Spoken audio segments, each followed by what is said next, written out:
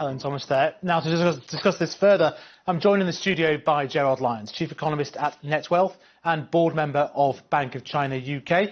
And from Washington, D.C., by Dean Cheng, Senior Research Fellow at the Heritage Foundation's Asian Studies Centre. So let's focus on the short-term impact. We've seen it come through some of the survey data. We've seen some interesting moves in stock prices, in commodities prices, in the indices that track shipping costs. Is it really impacting the global economy, Gerard Lyons? Yes, the world economy is slowing. Now, to put this in perspective, in the last few years, the world economy looked vulnerable, slowed down, and then was given a new lease of life at the end of last year. Easier monetary policy in America, fiscal boost in China elsewhere, and an easier trade tension. But as we moved into this year, at the beginning of this year, China and the rest of Asia looked likely to account for about 2/3 of global growth this year. Now China is at a standstill, and because of supply chains, the rest of Asia, including Japan, have slowed sharply. So that inevitably means the world economy is already slowing, and depending on how long this lasts, it will slow further. Dean Cheng, do you buy into that it is impacting on the world economy in a measurable way, in a way that might impact everybody? Yes, I do. For example, we've also seen a drop in things like oil prices. We're watching companies close factories, at least temporarily, because of supply chain problems. So absolutely, we are watching the ripple effects of coronavirus go outward from China around the world. And so what would you do about it? Can you deal with this, with cutting interest rates, printing money? I mean, is there a solution to it economically if the factories just won't open? Okay, well, the markets are, I would say, relatively relaxed at the moment, largely because in the past, when we've had similar situations, the impact has been temporary. It's been like a V-shape in the past, whether it was the SARS crisis or others, where initially there's a downturn. One can't always quantify that downward leg of the V. Then there's a policy response, and then the economies recover.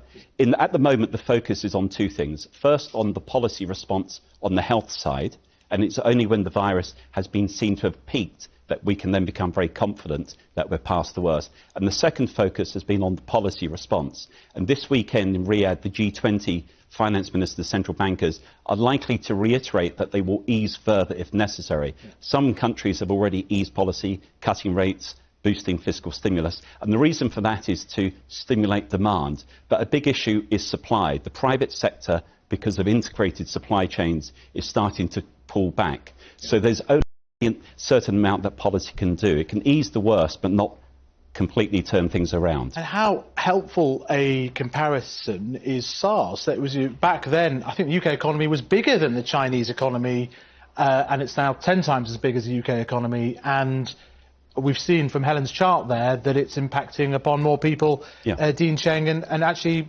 having more deaths as well. So I think that the comparison is unfortunately quite inapt, partly because of the sheer number of people who are being affected, the number of people who are dying, but also because of the global effect. We are watching outbreaks now in South Korea, in Japan. These are themselves also key parts of the supply chain. So this is going to create a reinforcing effect in slowing down parts of the global economy. That's right. In terms of scenarios, the way the markets, and I would argue this is correct, are thinking, the first most likely is it's a temporary impact focused largely on China.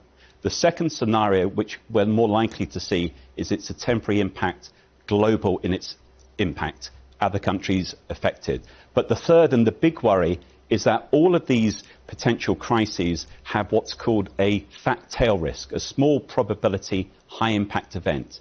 In that situation, that third scenario, if the crisis truly becomes uncontainable and global, then one starts to see the economic impact evident in China now, seen across other countries. I don't think we should panic at the moment, because policy is responding. It's reassuring when people say that. But no, we can't be complacent. That's the key thing. And that's why it's important for health and policymakers to take action. Now, if we look on a slightly more long-term perspective, Dean Cheng, there is this issue, is there not? We've seen mask manufacturers in China being told to keep the supply within China, probably quite reasonable.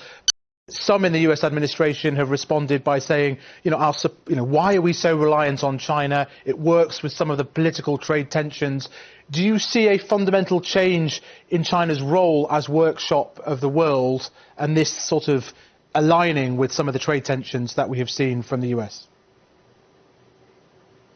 Well, I think that the trade war between China and the United States, coupled with the coronavirus, are creating essentially a double whammy on the Chinese. They are now a single point of failure, not simply because of policy issues and differences between Washington and Beijing, but essentially this black swan effect. And I think that the result is going to be you're going to watch companies seriously think about relocating factories outside of China or investing in new factories outside of China, leaving the original ones there. But in the longer term, I think what you're going to therefore see is diversification of sourcing, not just for medical items such as masks, but also aerospace equipment, automotive parts, etc. Isn't this just an excuse for more protectionism? It certainly could be used as such, but I think that the benefits of lower labor costs in places like Indonesia, Vietnam, or Mexico is going to also militate against protectionism. At the end of the day, the protectionists are still going to have to figure out how to argue about generally lower costs. Do you see this? I agree with that, but to put it in the global perspective, we have two big global trends: a shift in the balance of power from the West to the East. And in terms of the East, China is leading despite this slowdown. But in the West, what we actually see is America is outstripping other Western economies. So what we are seeing globally is a G2 emerge, America and China. Now, certainly when we've had previous shocks like this, it's highlighted the fact that multinational companies don't have enough redundancy in their supply chain. They need to create more capacity. In many respects, it favours countries like Britain, favouring small, medium-sized firms and local enterprise.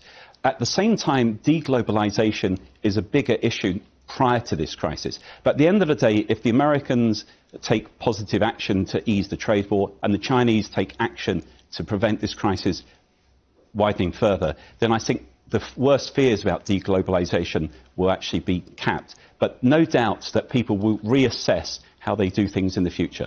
Thank you very much, Gerard Lyons and Dean Cheng in Washington, D.C.